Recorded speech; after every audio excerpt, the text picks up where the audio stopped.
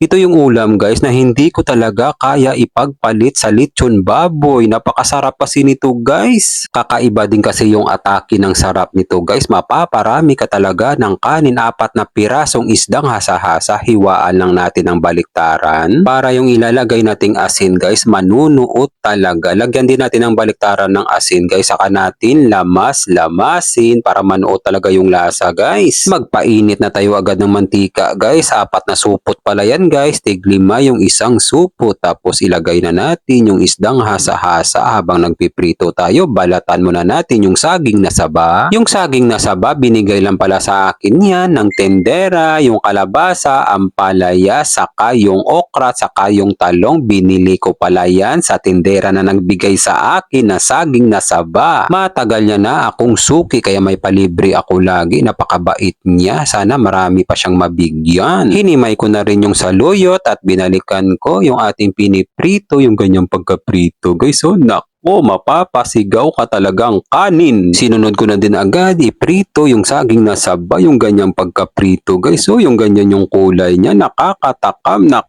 talagang mapapakain ka na agad. Maglagay lang tayo ng kaunting mantika, magisa na tayo ng sibuyas, gisahin natin ng maigi guys. Kapag bumango, ilagay na natin yung isdang bagoong, gisahin natin ng maigi ito guys hanggang lumabas yung bango ng bagoong. Tapos ilagay na natin yung kalabasa, gisahin natin ng saglit. Maglagay tayo agad ng tubig, 1 litro, pampalasa, bitchin, kalahating sachet. Pakuluan lang natin yung kalabasa sa loob ng 3 minuto. Saka natin isusunod yung ibang gulay, pakukuluan natin ulit sa loob ng 3 minuto para hindi ma-overcook. Kapag hindi na-overcook yung gulay, manamis-namis yung lasa. Pagkalipas ng 3 minuto guys, half cook na yung mga gulay. Tikman natin, kampyon ang lasa. Naku guys, pang 1 hektaryang kanin talaga yung ulam natin ngayon guys. Ilagay na natin agad yung saluyot. Ilagay na rin natin yung naprito nating isda. Hindi na natin kailangan pakuluan yan. Paliguan lang natin ng masarap na sabaw yung pritong isda. Yung ganyang pagkaluto guys. So, i-comment mo ngayon dyan kung ilang cup na kanin ang mauubos mo. Ako, 1 hektaryang kanin talaga ang mauubos ko. Pero kapag lechon ang ulam ko, kalahating hektarya lang ang mauubos ko. Shout out nga pala sa ating mga followers sa palagi niyong panonood. Ingat po kayo palagi dyan kung saang lugar man kayo. Maraming salamat din sa ating mga kababayang OFW sa palagi niyong panonood. Ingat po kayo palagi dyan kung saang bansa man kayo at isasama ko kayo palagi sa mga panalangin ko. God, maraming salamat po sa biyaya na binibigay mo sa araw-araw. I-bless niyo po yung food na magiging silbing lakas sa katawan namin. Amen. Kain tayo guys. Kain Pinas! Sabaw agad! Ang sarap guys. Mapait-pait na malinamnam. Lasang-lasa mo talaga yung gulay. Ilalagay ko lang muna dito yung isda para mabilis siya lumamig. Tingnan yun man guys, oh, buusok-usok pa. Sarap niyan. Okra muna tayo. Mmm. Mmm.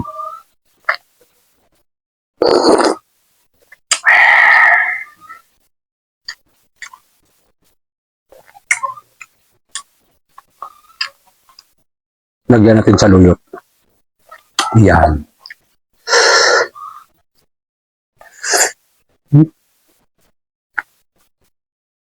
Grabe guys, ang sarap. Kampiyon guys. Mag-ulam na kayo ng ganitong ulam guys. Napakasarap. Lalo na yun, oh, yung kwetong saba.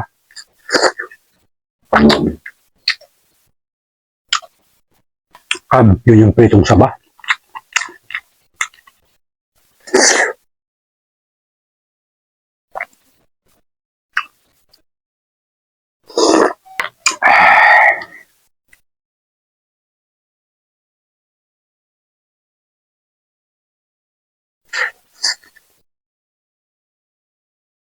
Mainit-init ba guys, ilalagay ko muna dito. Ang palaya guys, sa katalong. Paluap, paluyot.